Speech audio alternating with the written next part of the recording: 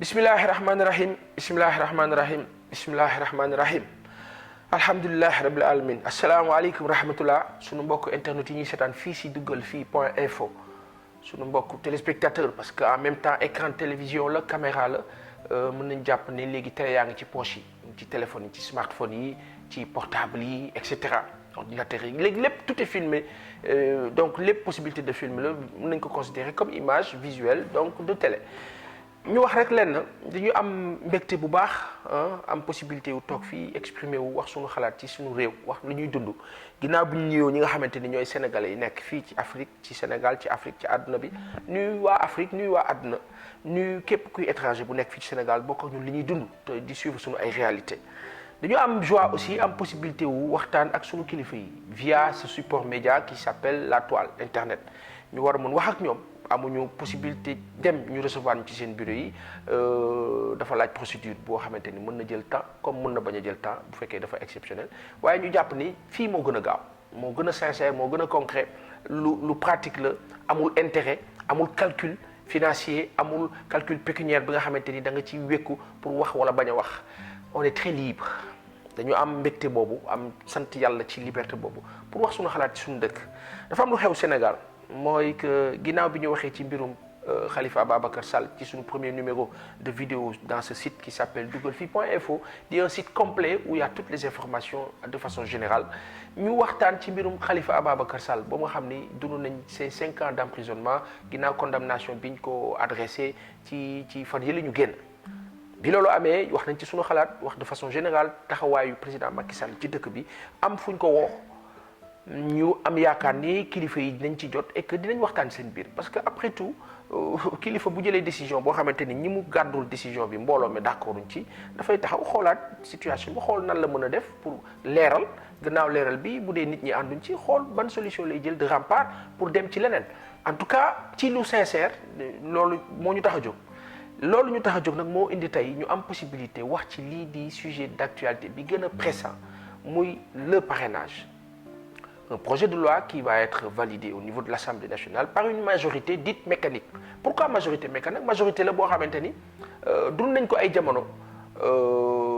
ak parti socialiste dund ko ak parti démocratique mais bu ñu ak si niveau boo xamante ni dañu woote woon rupture malheureusement hélas rupture boobu amul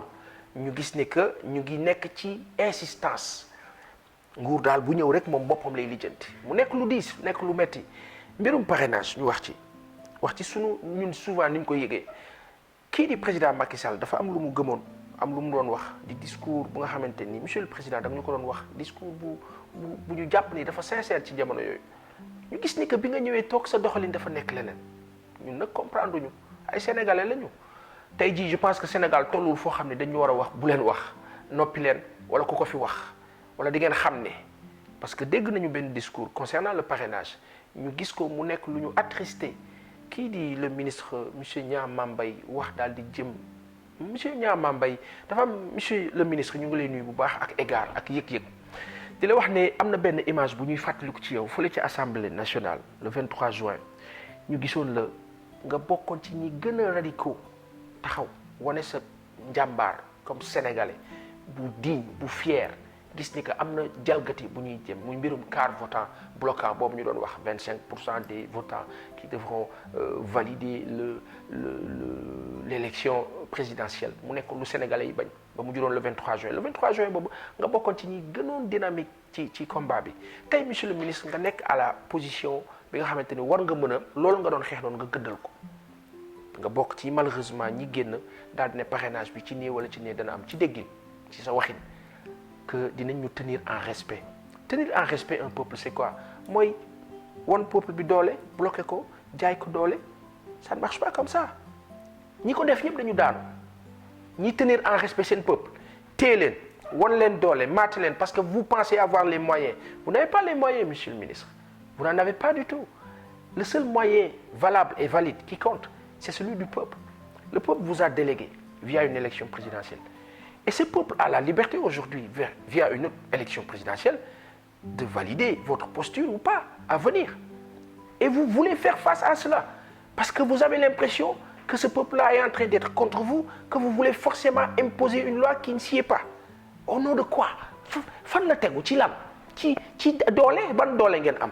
Vous pensez que l'armée va vous suivre dans ce que vous pensez avoir comme moyen? Vous pensez que dans l'armée, ce ne sont pas des Sénégalais? Ay Sénégalais lañu comme ñun. Cette armée-là, cette gendarmerie, cette police,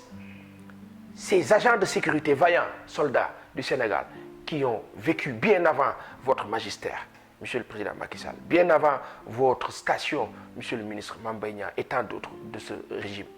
am nañ cër bu leen jox te cër boobu moo tax ñuy waxtaan ak yéen cër boobu moo tax ñun sénégalais te bu ñu kenn wax ne ñun waruñoo wax ak ñoo am droit wax ak ñoo am droit wax sans prétention respecté nañ leen trop mais respect boobu ne nous tenez pas en respect adressé leen ñu respect mais non pas nous tenir en respect parce que nous tenir en respect mooy ñun bu ñu wax ak ñooy wax le 19 avril qu'est-ce qui va se passer? Ce sera la plénière.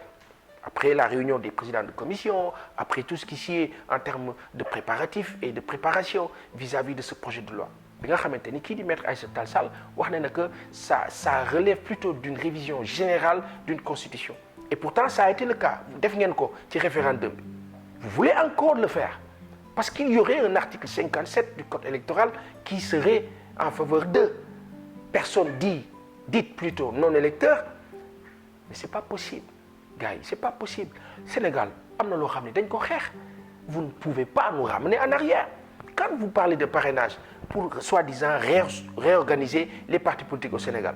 pourquoi vous l'avez pas fait ci législatives yi? Il fallait le faire lors des législatives. Vous l'avez pas fait. Vous attendez les présidentielles pour le faire parce que vous avez observé, regardé, vous êtes rendu compte que 3 points de suspension. Vous êtes rendu compte que et que par conséquent vous devez. C'est pas possible. Vous ne pouvez rien faire contre le peuple du Sénégal te neexul peuple bi. Il faut que ngeen nos autorités actuelles que vous sachiez raison garder ngeen dellu ci li nga xamante ne mooy dëgg. Yéen ñëpp da ngeen bokkoon di taxaw obélisque di revendiquer yéen li ngeen doon xeex yëpp di ko revendiquer à l'obélisque ngeen bëgg a ñëw léegi def ko et puis de façon mais tellement agressive et virulente voire atroce à la limite si c'est-à-dire que on en parle le cœur meurtri parce que on se pose la question est-ce que ñii parce que wor dafa grave. Monsieur le ministre Mame Mbaye Niang, messieurs les autorités, mesdames yéen ñi bokk ci nguuru président Macky Sall ànd ak moom yéen ñëpp la ñuy waxal il faut que ñu wax ak yéen ak cër na mais dañuy wax ak yéen bis bu ngeen demee ba yaakaar ni sénégalais yi da ngeen leen mën a maate téye leen taxaw ci seen bopp di def lu leen neex mooy yéen seen gis-gis sorewul sénégalais yi duñ ko nangu que mu nekk sur le plan mystique ak lu ngeen mënti foog lu ngeen mënti yaakaar. Que mu nekk sur le plan religieux spirituel ak ku ngeen mënti yaakaar lu dul dëgg du nekk yàlla moo leen bind ñun gënuñu leen bëgg Sénégal wante yéen gënu leen ñu bëgg Sénégal par contre ci seen doxalin dañu gis benn haute trahison de fait haute trahison boo xam ne kenn mënu ko admettre kenn mënu ko comprendre kenn mënu ko accepter du ñu guddal le 19 avril inchallah il va se passer quelque chose mooy vous allez voter soi-disant cette loi qui n'honore pas du tout la démocratie sénégalaise. Le monde entier nous regarde. Qu'est-ce qui va se passer? On va aller vers des affrontations, on va aller vers quelque chose bu nga xamante ni du ñu gën que ñun ñu affronter leen wala yéen ngeen affronter ñu. Vous défiez le peuple. Le peuple est plus fort que vous. Quelles que soient vos possibilités et moyens. Vous-même vous faites partie du peuple. Par conséquent, on est plus fort que vous. Donc il faut ngeen dellu ginnaaw ngeen réfléchir. Am na loo xam ne yoonu bu ngeen nan ngeen mën a comprendre jël une loi sur le parrainage am nit ñu jóg di ci wax ba mu jur coow bi ngeen ne yéen yaay da ngeen koy forcer da ngeen koy def. Pourquoi? De quoi avez-vous peur? Lan ngeen ragal au point que forcément da ngeen war a def parrainage bi nga xamante ni de facto vous allez éliminer plein de gens plein de braves Sénégalais qui étaient supposés être candidats. Vous menez le combat contre Khalifa Ababacar Sall. Vous menez le combat contre Karim Meïssa Wade. Vous menez le combat contre Idrissa Seck. Vous menez le combat contre Malick Gakou. Vous menez le combat contre Thierno Alassane Sall. Vous menez le combat contre Maître Mame Adama Gueye. Vous menez le combat contre Cheikh Alassane Sène. Vous menez le combat contre tous les potentiels candidats parce qu'ils ne sont pas avec vous. Pour lan yéenay ñan ba beneen Sénégalais amul droit nekk candidat au Sénégal. Est-ce que aujourd'hui Sénégal en 2011 yéen bi ngeen nekkee ci opposition bi da ngeen d'accordoon ci ñu gëmloo ñu Sénégal ne benn candidat moo fi war a am moo fi war a nekk moom la ñu war a àndal ku àndal ak moom doo bokk. Ce n'est pas sérieux. Sincèrement, on a hyper mal. Moi personnellement, j'ai très mal. Je ne suis personne pour peut-être parler à titre personnel mais je parle suivant moi en tant que citoyen sénégalais et compatriote pour gëm sama dëkk bëgg sama dëkk jëluñu avion dem te am nañ possibilité yi bëgguñu dem fii la ñu bëgg a toog dawuñu tiituñu jaaxlewuñu parce que gëm nañ ni que Sénégal yàlla def na fi barke ak xéwal bu yaatu boo xamante ni lu ne mën na fay am waa gars yi bu leen ko yàq bu leen ko yàq bu leen ko yàq monsieur le président Macky Sall vous avez encore une carte à jouer wallahi azim ak yaa mën a def mu rafet benn bu rafet defar na 1000 yu yàqu waaye benn bu bon yàq na lu bare monsieur le président vous avez une carte à jouer rectifier encore une fois de plus parrainage bi génn ci nga bàyyi gars yi nekk candidat bu yàlla tuddee ni nga da ngay continuer mais monsieur le président est-ce que vous savez que aujourd'hui nga génn ci parrainage bi poser des actes et nga poser des actes beaucoup plus concrets vis-à-vis des populations vis-à-vis de la situation des enseignants yéen nga xam ni barki dem dañ leen maate fële ca Ziguinchor mu nekk lu ñaaw le secteur clé qui s'appelle l'éducation bi nga xamante ni mooy le point focal de toute émergence au monde et de l'humanité nga jël ñooñu ngeen massacrer leen noonu parce que dañuy def marche une marche autorisée le 6 refusée le 11 au nom de quoi pourquoi autant de à la limite d'ignominie de manque de considération pourquoi autant on a même envie de dire d'idiotie sans vous manquer de respect monsieur le président dañu lay ñaan sincèrement en tant que sénégalais bokk ak yow réew mi am yaakaar ni mënoo ñu yéene lu bon ci li ñu yaakaar man de gëw ma ni war nga mën a toog di ñu xool bët bu bon parce que lu ñu metti war na la mën a metti dañ ko bokkoon ñu nag yow 2010 2011 jàppale la 2008 2009 2010 2011 ba 2012 nga falu monsieur le président bu ñu def lu mel ni bul jaxase dëkk bi parrainage bi du jur jàmm wax nañ ko waxaat ko les religieux yi ngay rendre visite ñu lay wax ne dinañ la fal ñoom duñ la fal de ñun ñoo lay fal ci kàttanu yàlla benn religieux du la fal monsieur le président affaire bi du question dem toog ak ay kilifa diine toog ak ñeneen ñu naan la di nga am ndam affaire bi sénégalais yi la ak li ñuy dund du dëgg du yoon dañu lay ñaan une fois de plus monsieur le président dañ la koy ñaan la ko ñaanaat la ko dëkk bi jàmm fi gën am na loo xam ne yoon wul laissez-nous respirer monsieur le président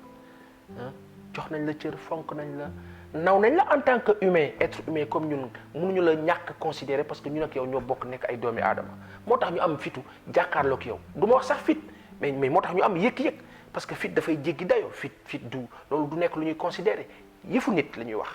mooy lu ñu yëg lu ñu sentir Sénégal kenn du ko yàq Sénégal kenn du ko yàq